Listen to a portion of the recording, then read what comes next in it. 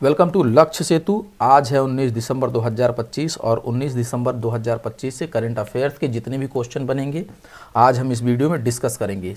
तो चलिए स्टार्ट करते हैं। भारत में हर साल अल्पसंख्यक अधिकार दिवस कब मनाया जाता है? तो इसका आंसर हो जाएगा 18 दिसंबर को। 18 दिसंबर को अल्पसंख्यक अधिकार दिवस मनाया जाता है। ठीक है।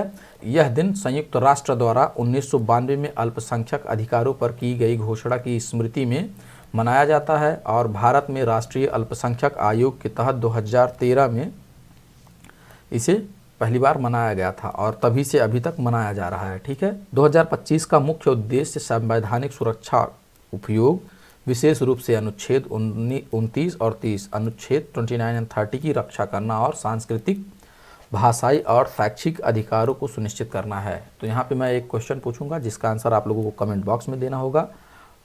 आर्टिकल 29 एंड 30, इसके बारे में आप हमें बताएंगे कि ये क्या है। ठीक, तो चलिए आगे बढ़ते हैं।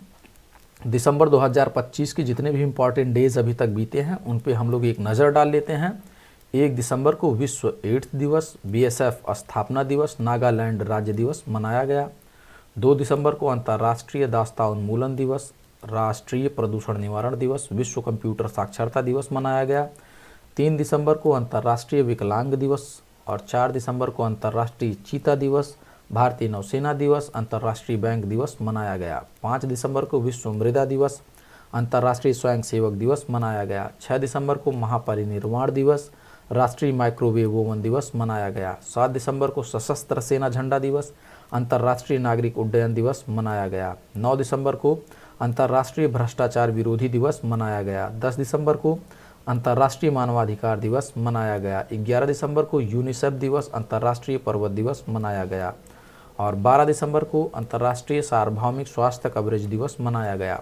14 दिसंबर को राष्ट्रीय ऊर्जा संरक्षण दिवस, 15 दिसंबर को अंतर्राष्ट्रीय चाय दिवस, 16 दिसंबर को राष्ट्रीय विजय दिवस मनाया गया।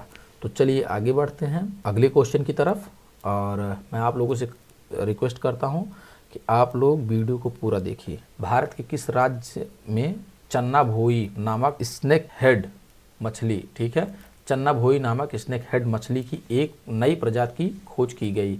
तो इसका आंसर हो जाएगा मेघालय। ठीक है, मेघालय में चन्ना भोई नामक स्नेक हेड मछली की नई प्रजाति की खोज की गई। ठीक है, स्नेक हेड मछली की नई प्रजाति की खोज की गई है और इसका नाम चन्ना भोई रखा गया है। ठीक है, यह मेघालय की री भोई जिले में यू माओलांग गांव के पास एक छोटी पहाड़ी धारा में पाई गई है। ठीक है, इस प्रजाति का नाम री भोई रहने वाली खासी जनजाति के स्वदेशी भोई समुदाय के सम्मान में रखा गया है। ठीक है, यह स्नेक हेड मछलियों के गछुआ समूह से संबंधित है जो पूर्वी हिमालय क्षेत्र में प्रजातियों की विविधता से समृद्ध समूह है। ठीक है, तो चलिए आगे बढ़ते हैं अगले प्रश्न की तरफ। मैप में देख लेते हैं। मेघालय यहाँ पे है, तो मेघालय का कैपिटल क्या है? शिलोंग। और चीफ मिनिस्टर कौन है? श्री कॉनरेड के संगमा। ठीक है, कौन है? श्री कॉनरेड के संगमा। ठीक, और गवर्नर कौन है? चंद्रशेखर एच विजयशंकर। ठीक, और चलिए इसकी कुछ प्रमुख जनजातियों के बारे में देख लेते हैं। तो सबसे पहले है खासी, गारो, जैंतिया, कोच, हजोंग, राभा, बोरो, मान, भोई, वार। ठीक है, तो ये है यहाँ की कुछ प्रमुख जनजातियाँ। तो चलिए अगले प्रश्न की तरफ आगे बढ़ते हैं। प्रधानमंत्री नरेंद्र मोदी को ओमान सल्तनत द्वारा प्रदान किया गया सर्वोच्च नागरिक सम्मान कौन सा है? तो इसका आंसर हो जाएगा ओमान के आदेश की प्रथम श्रेणी, जो कि ओमान आर्डर ऑफ ओमान से जाना जाता है। ठीक है, किसे जाना जाता है? आर्डर ऑफ ओमान से। ठीक है, यह उनका 29वां सर्वोच्च विदेशी राजकीय सम्मान है। ठीक, और यह पुरस्कार इससे पहले नेल्सन मंडेला और महारानी एलिजाबेथ द्वितीय को दिया जा चुका है और प्रधानमंत्री मोदी ने 3 देशों के दौरे के तहत ओमान का दौरा किया।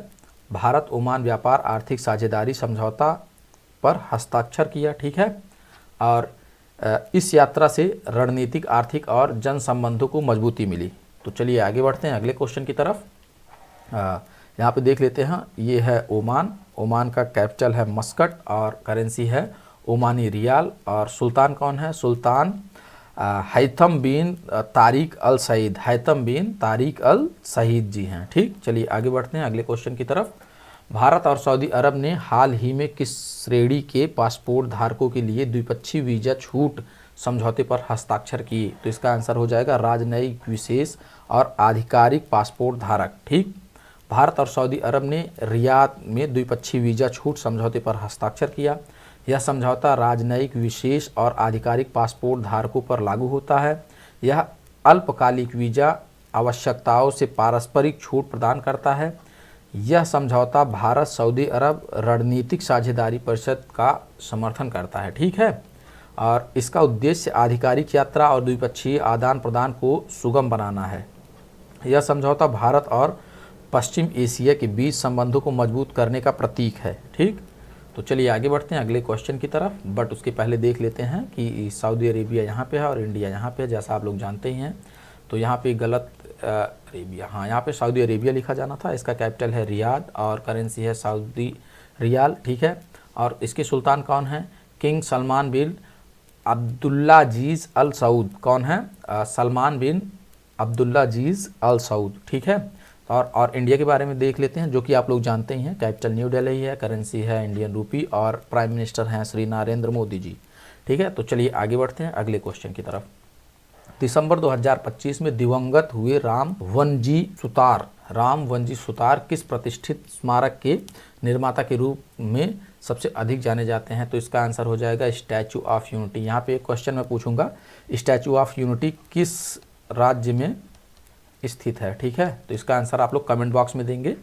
स्टैचू ऑफ यूनिटी के डिजाइनर राम सुतार का 100 वर्ष की आयु में निधन हो गया। इनका निधन का कितने वर्ष की आयु में हुआ? 100 वर्ष की आयु में। ठीक है, उनका जन्म 1925 में महाराष्ट्र में हुआ था और वे साधारण पृष्ठभूमि से उठकर वैश्विक ख्याति प्राप्त करने में सफल रहे। और स्टैचू ऑफ यूनिटी की लंबाई कितनी है? तो 182 मीटर ऊंचाई के साथ दुनिया की सबसे ऊंची प्रतिमा है। ठीक है, और यह प्रतिमा किसकी है? ठीक है, ये भी बताएंगे आप लोग। और उन्हें पद्मश्री, पद्म भूषण और महाराष्ट्र भूषण पुरस्कार भी मिले थे। संसद में गांधी और शिवाजी की मूर्तियां जो है उनकी सर्वश्रेष्ठ कृतियों में से हैं। ठीक, तो चलिए आगे बढ़ते हैं अगले क्वेश्चन की तरफ। IPL 2026 की नीलामी में इतिहास के सबसे महंगे खिलाड़ी कौन बने हैं? तो इसका आंसर हो जाएगा मिचेल स्टार्क। ठीक है, दुबई में आयोजित IPL 2026 की नीलामी में ऑस्ट्रेलियाई तेज गेंदबाज मिचेल स्टार्क ने इतिहास रच दिया है। उन्हें कोलकाता नाइट राइडर्स KKR ने 24.75 करोड़ रुपए की रिकॉर्ड बोली लगाकर अपनी टीम में शामिल कर लिया है। और इन्होंने अपने ही साथी पैट कमिंस जो कि 20.50 करोड़ का रिकॉर्ड तोड़ दिया है। मतलब पैट कमिंस जो है 20.50 करोड़ में बिके थे और ये जो है 24.75 करोड़ में बिक गए। तो चलिए आगे बढ़ते हैं अगले क्वेश्चन की तरफ। खेल मंत्रालय ने मेजर ध्यानचंद खेल रत्न पुरस्कार 2025 के लिए किस खिलाड़ी या किस जोड़ी को नामांकित किया है? तो इसका आंसर हो जाएगा सात्विक साईराज और चिराग शेट्टी, जो कि बैडमिंटन के खिलाड़ी हैं। तो चलिए आगे बढ़ते हैं नेक्स्ट क्वेश्चन की तरफ। जनवरी 2026 में राष्ट्रीय स्तर पर शुरू होने वाली भारत टैक्सी ऐप जो है उसका संचालन कौन सी संस्था करता है? तो इसका आंसर है सहकार टैक्सी कोऑपरेटिव लिमिटेड। ठीक है, यह जो है राइड हेलिंग सेवा के लिए बनाई जा रही है। इसका संचालन जो है सहकार टैक्सी कोऑपरेटिव लिमिटेड करेगा और यह प्लेटफॉर्म अपने प्रारंभिक चरण में शून्य कमीशन मॉडल पर काम करेगा, उसका पालन करेगा। ठीक है, दिसंबर 2025 में दिल्ली और गुजरात में प्रयोग परिचालन शुरू हुआ। ठीक है, और दिल्ली में इसका पूर्ण कार्यान्वयन जनवरी 2026 में होने की उम्मीद है। तो चलिए आगे बढ़ते हैं अगले क्वेश्चन की तरफ, जो कि आज का क्वेश्चन है, जिसका आंसर आप लोग हमें कमेंट बॉक्स में देंगे। पृथ्वी पर सबसे पुराना वर्षावन कौन सा है? ठीक है, तो चलिए आगे बढ़ते हैं। कल के प्रश्न की तरफ बढ़ने से पहले मैं आप लोगों से रिक्वेस्ट करूंगा कि अगर वीडियो आप लोगों को अच्छी लग रही है तो वीडियो को लाइक, शेयर, सब्सक्राइब जरूर करें और अपने साथियों के साथ शेयर भी जरूर करें। तो कल का प्रश्न क्या था? प्रधानमंत्री मोदी ने दुनिया के सबसे बड़े कार्यालय भवन सूरत डायमंड्स बोर्स का उद्घाटन किया। यह इमारत किस अमेरिकी इमारत से भी बड़ा है? ठीक है, तो इसका आंसर था पेंटागन। ठीक है, चलिए आगे बढ़ते हैं नेक्स्ट क्वेश्चन की तरफ। वेल्लोडे पक्षी अभ्यारण्य किस राज्य में स्थित है? तो तमिलनाडु में है। हाल ही में भारत ने स्कॉर्पियन पनडुब्बियों के लिए किस देश के साथ सहमति पर हस्ताक्षर किए हैं? तो इसका आंसर है ब्राज़ील। राष्ट्रपति भवन में परमवीर दीर्घा का उद्घाटन किसके द्वारा किया गया? तो इसका आंसर है राष्ट्रपति के द्वारा। ऑस्कर 2026 में होमबाउंड को किस श्रेणी के लिए शॉर्टलिस्ट किया गया है? तो इसका आंसर है सर्वश्रेष्ठ अंतर्राष्ट्रीय फीचर फिल्म। और कौन सा वैश्विक बैंक मुंबई के एशिया का सबसे बड़ा ग्लोबल कैपेबिलिटी सेंटर स्थापित करने की योजना बना रहा है? तो इसका आंसर है जेपी मॉर्गन बैंक। ठीक है। वैश्विक निवेश जोखिम और लचीलापन सूचकांक 2025 में भारत का कौन सा स्थान है? तो इसका आंसर है 104th। ठीक। The one cricket my life and more किस भारतीय क्रिकेटर की आत्मकथा है? तो इसका आंसर हो जाएगा शिखर धवन। हाल ही में खबरों में चर्चा में आए आर्टेमिसिनिन का क्या मतलब है? ये एक मलेरिया रोधी दवा है। ठीक है। सेवा प्रदाताओं के लिए क्षमता निर्माण योजना किस मंत्रालय द्वारा शुरू की गई थी? तो इसका आंसर है पर्यटन मंत्रालय द्वारा।